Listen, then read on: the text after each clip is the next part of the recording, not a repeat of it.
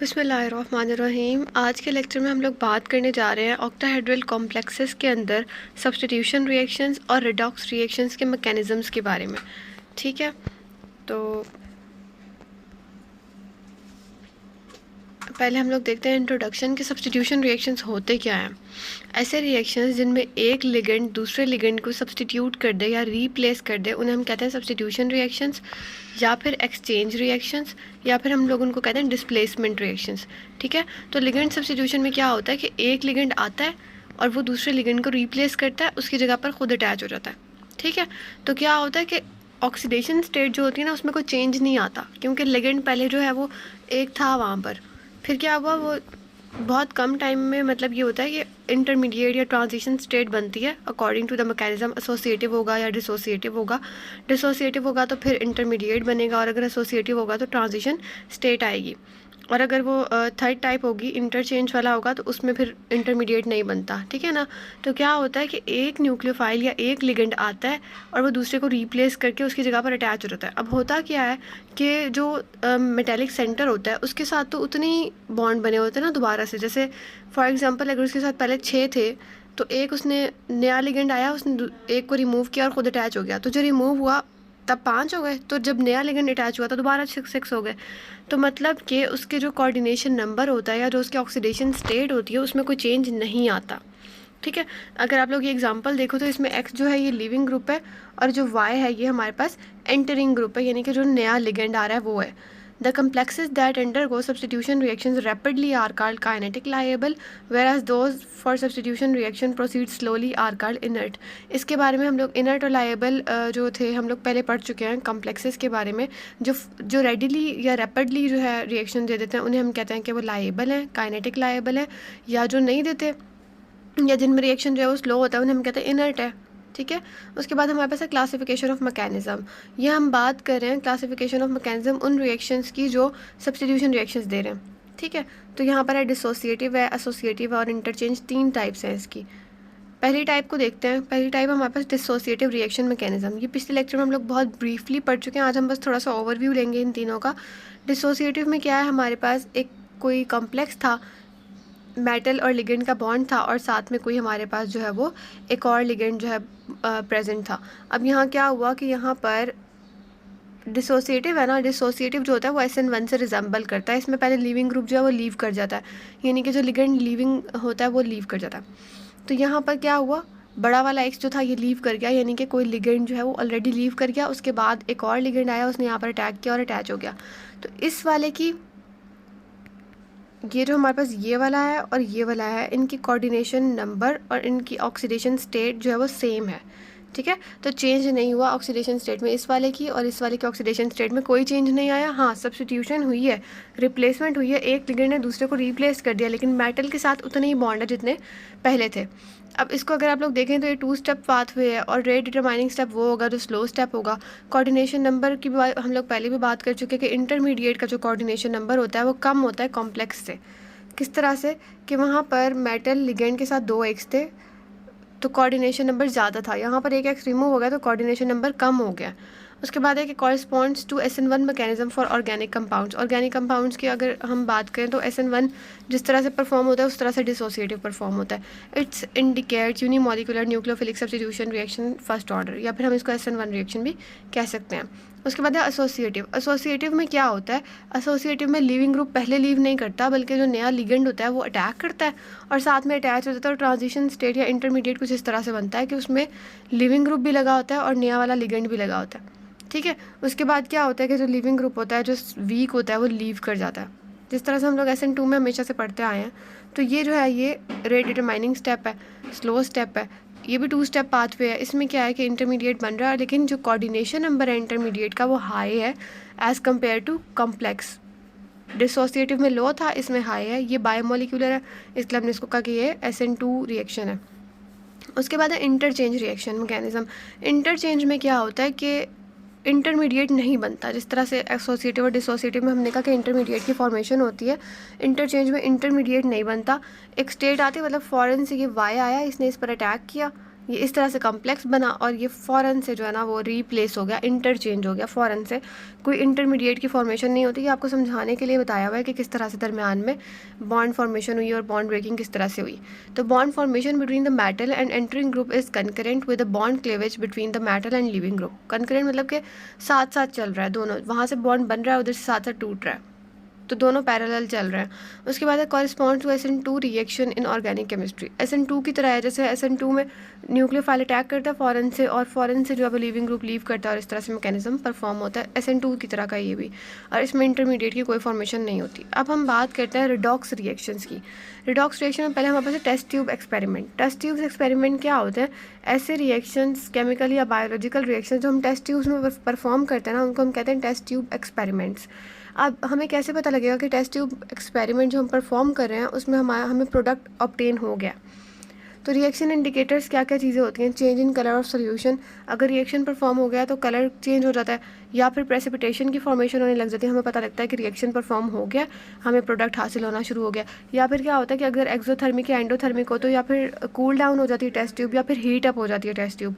और लास्ट हमारा क्या है कि स्मेल चेंजेस या फिर वेपर फॉर्मेशन, या तो वेपर्स बनना शुरू हो जाते हैं या स्मेल चेंज हो जाती है। आपको फील होता है कि हाँ स्मेल चेंज हो गई है, तो इसका मतलब यहाँ पर रिएक्शन जो है वो हो गया है। And the results of the reactions are speculated on, और जो रिजल्ट्स होते हैं इनको हम मतलब ऑब्जर्व कर सकते हैं ईजिली। रिडॉक्स रिएक्शंस क्या होते हैं? अगर हम बात करें ना ऑक्टाहाइड्रल कॉम्प्लेक्सेस के अंदर, तो रिडॉक्स रिएक्शंस ऐसे रिएक्शंस होते हैं जिसमें ट्रांजिशन मेटल इन्वॉल्व होती है, और क्या होता है एक कॉम्प्लेक्स से दूसरे कॉम्प्लेक्स में इलेक्ट्रॉन्स ट्रांसफ़र हो जाते हैं। तो सिर्फ और सिर्फ ऑक्सीडेशन स्टेट का फ़र्क आता है, या जिसको आप कोऑर्डिनेशन नंबर कहते हो उसमें फ़र्क आता है, बाकी सारा सेम रहता है। तो क्या है कि द टू मॉलिक्यूल्स में be connected by a common ligand through which the electron is transferred. अब इसमें है कि ऐसा भी हो सकता है कि दोनों मॉलिक्यूल्स जो है वो किसी कॉमन लिगेंड के साथ अटैच हुए हुए हो और उसके थ्रू इलेक्ट्रॉन ट्रांसफ़र हो, या फिर ऐसा हो सकता है कि दो डिफरेंट कोऑर्डिनेशन स्फेयर्स में हो, यानी कि बिल्कुल डिफरेंट कॉम्प्लेक्स हो, उनके दरम्यान में कोई ब्रिज, कोई कनेक्शन ना हो, कोई लिंकिंग एजेंट ना हो, कोई लिगेंड ना हो इस तरह का जो उनके दरम्यान में इलेक्ट्रॉन्स को ट्रांसफ़र करा सके। तो दो तरह से हो सकता है, यहीं से पता लग गया कि इसकी 2 टाइप्स होंगी यकीनन। तो इसकी 2 ही टाइप्स हैं, इनर स्फीयर मैकेनिज्म है और आउटर स्फीयर मैकेनिज्म है। जो इनर स्फीयर मैकेनिज्म है ना, इसमें एक ब्रिज होता है दरमियान में जो क्या करता है, एक कॉम्प्लेक्स से इलेक्ट्रॉन्स लेके दूसरे में ट्रांसफ़र करता है, मतलब उसको हेल्प करता है, या आप कह सकते हो उसके थ्रू ट्रांसफ़र होते हैं। उसके थ्रू किस तरह से ट्रांसफ़र होते हैं आपको ये नज़र आ रहे हैं, 2 कॉम्प्लेक्स हैं हमारे पास। इन 2 कॉम्प्लेक्स ये जब 2 रिएक्ट करते हैं ना, इनमें से एक के इलेक्ट्रॉन्स जो हैं वो दूसरे के इलेक्ट्रॉन्स में ट्रांसफ़र होते हैं, मतलब कि इलेक्ट्रॉन्स ट्रांसफ़र होते हैं। तो क्या है इसकी, अगर आप इंटरमीडिएट देखें कॉम्प्लेक्स का, तो ये कुछ इस तरह से होता है, COCl CR, इस तरफ हमारे पास होता है NH3 और इस तरफ हमारे पास होता है H2O। ठीक है, तो आपने सिर्फ ये दरमियान वाला पोर्शन देखना है। यहाँ पर जो क्लोरीन है ना, क्लोरीन ये एक्ट करता है एज अ ब्रिज। ब्रिज क्यों एक्ट करता है? ये कोबाल्ट और क्रोमियम के दरमियान ब्रिज के तौर पे एक्ट करता है, और क्रोमियम जो इलेक्ट्रॉन्स दे रहा होता है वो क्लोरीन से होते हुए कोबाल्ट के पास चले जाते हैं। ठीक है, यानी कि जो इलेक्ट्रॉन्स ट्रांसफ़र हो रहे हैं वो क्रोमियम से जो है वो क्लोरीन के थ्रू जा रहे हैं कोबाल्ट के पास। तो क्या हुआ, क्रोमियम ने कोबाल्ट को रिड्यूस कर दिया। ठीक है, क्या हुआ है, क्रोमियम ने कोबाल्ट को रिड्यूस कर दिया, और इंटरमीडिएट जो बना है वो मैंने आपको दिखा दिया। तो ये इस टाइप को हम कहते हैं इनर स्फीयर मैकेनिज्म, जिसमें कोई ना कोई ब्रिज जो है वो एक्ट कर रहा होता है इलेक्ट्रॉन के ट्रांसफ़र में, या इलेक्ट्रॉन्स एक तरफ से जब दूसरी तरफ जा रहे होते हैं एक मेटल से दूसरे मेटल के पास, तो उसमें हेल्प आउट करता है। ये आपके पास एक एग्जांपल उन्होंने दिखाई हुई है, यहाँ पर आप एरो लगा लेंगे। तो यहाँ पर क्या है कि क्रोमियम जो है इसकी ऑक्सीडेशन स्टेट में इंक्रीज़ आ रहा है, और ये जो कोबाल्ट है इसकी ऑक्सीडेशन स्टेट में डिक्रीज़ हो रहा है। ठीक है, तो ऑक्सीडेशन स्टेट में जिसकी ऑक्सीडेशन स्टेट ज़्यादा होगी उसकी स्टेबिलिटी ज़्यादा होगी। जैसे हमने कोऑर्डिनेशन नंबर में पढ़ा था, जिसका कोऑर्डिनेशन नंबर ज़्यादा होगा उसकी स्टेबिलिटी ज़्यादा होगी। तो अगर आप ये वाला पढ़ के देखेंगे ना पैराग्राफ, तो आपको समझ आ जाएगी ईजिली। इसमें वही बात की हुई है कि कोबाल्ट का जो कम्प्लेक्स था वो रिड्यूस हो रहा है बाय क्रोमियम, और इंटरमीडिएट कम्प्लेक्स फॉर्म हो रहा है जिसमें क्या है कि क्लोरीन आइटम जो है वो एक ब्रिज के तौर पे एक्ट कर रहा है, और इलेक्ट्रॉन जो है वो पास हो रहे हैं क्लोरीन के थ्रू क्रोमियम से कोबाल्ट में, और कोबाल्ट जो है वो रिड्यूस हो गया। बस इसमें इतना ही है। ठीक है, उसके बाद नेक्स्ट हमारे पास है outer sphere mechanism. Outer sphere mechanism क्या होता है? ऐसा मैकेनिज्म जिसमें कोई भी ब्रिज नहीं होता दरमियान में। ठीक है, ब्रिजिंग लिगेंड नहीं होता कोई भी दरमियान में, ऐसे मैकेनिज्म को हम कहते हैं आउटर स्फीयर। इसमें एक पूरा कोऑर्डिनेशन स्फीयर, 2 पूरे कोऑर्डिनेशन स्फीयर्स होते हैं, एक के होमो से दूसरे के लोमो में जा रहे होते हैं, यानी कि एक हाईएस्ट ऑर्बिटल है, हाईएस्ट ऑक्यूपाइड मॉलिक्यूलर ऑर्बिटल है, और एक जो है वो लोएस्ट अनऑक्यूपाइड है। तो हाईएस्ट ऑक्यूपाइड वाले में से जाहिर है जिसके पास इलेक्ट्रॉन्स है वो शेयर करेगा ना, तो इसके पास इलेक्ट्रॉन ज़्यादा है वो ये शेयर करेगा लोएस्ट अनऑक्यूपाइड से। अब जो कोऑर्डिनेशन स्फीयर्स हैं या जो लिगेंड्स हैं या जो मेटल्स हैं वो सेम भी हो सकती हैं और डिफरेंट भी हो सकती हैं, उसकी बेस पे इनको कैटेगराइज किया गया आगे 2 टाइप्स में। पहले ये पढ़ के देख लेते हैं, the mechanism of electron transfer in which 2 बार लिखा है, in which one involving a direct transfer of electron between 2 metals without a bridging ligand. ठीक है, ब्रिजिंग लिगेंड कोई नहीं है, 2 मेटल्स के दरमियान में इलेक्ट्रॉन्स ट्रांसफर हो रहे हैं, इसलिए हमने इसको कहा कि ये आउटर स्फीयर मैकेनिज्म है। इसमें अब उन्होंने दिखाया है कि क्या है कि व्हेन यहाँ पर हमारे पास आयरन और फिनाइल का कॉम्प्लेक्स मौजूद है, ये रिड्यूस हो रहा है बाय CN यानी साइनाइड वाले से। तो क्या है कि दरमियान में कोई ब्रिज नहीं है, ठीक है ना, यानी कोई एक्स्ट्रा मेटल या कोई एक्स्ट्रा आइटम प्रेजेंट नहीं है, कोई ब्रिज नहीं है, डायरेक्ट जो है इलेक्ट्रॉन्स जो है वो होमो से लूमो में जा रहे हैं और डायरेक्ट कॉन्टैक्ट है इनके दरमियान में। This kind of reaction is redox one via the outer sphere mechanism and is characterised of a complex that is very slow ligand substitution. Inner sphere mechanism जो होते हैं वो थोड़े फास्ट होते हैं और ये जो आउटर स्फीयर मैकेनिज्म होते हैं ये थोड़े स्लो होते हैं।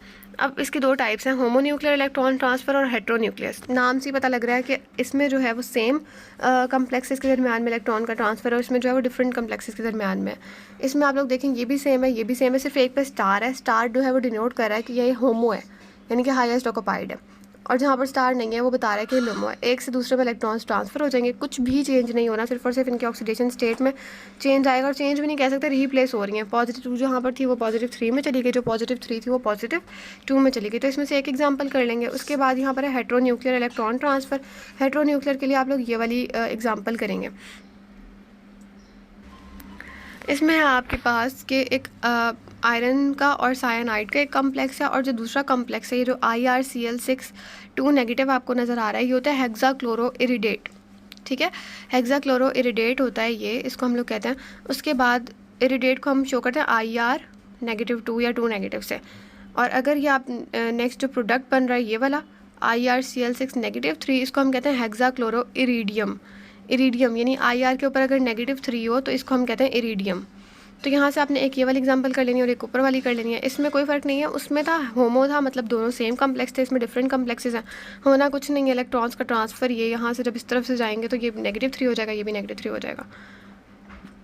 यहाँ पर हमारे पास है कि system that have same ligands but different oxidation number. For example ये वाला अगर आप देखें तो इसमें लिगेंड सेम है, मतलब 7 मेटल भी सेम है, लिगेंड भी सेम है, आयरन है और साइनाइड है, लेकिन ऑक्सीडेशन स्टेट में फ़र्क है। तो ऐसे जो लिगेंड्स होते हैं या जो ऐसे कम्प्लेक्सेस होते हैं इनमें higher rate of electron transfer होता है। ठीक है, उसके बाद यहाँ पर दोबारा उन्होंने एक यही एग्जांपल दी हुई है कि वही हमारी पुरानी वाली एग्जांपल है, तो आप ये वाली दोबारा से देख लेंगे। इसमें कुछ भी नहीं है, इसमें भी इलेक्ट्रॉन ट्रांसफ़र हो रहा है और ये इस तरह से रिएक्शन परफॉर्म हो रहा है। तो ये हमारे पास रेफरेंसेस हैं। होप्स आपको इस लेक्चर की समझ आई होगी। आपको कोई क्वेरी हो, कोई क्वेश्चन हो तो आप लोग कमेंट में पूछ सकते हैं। Thank you.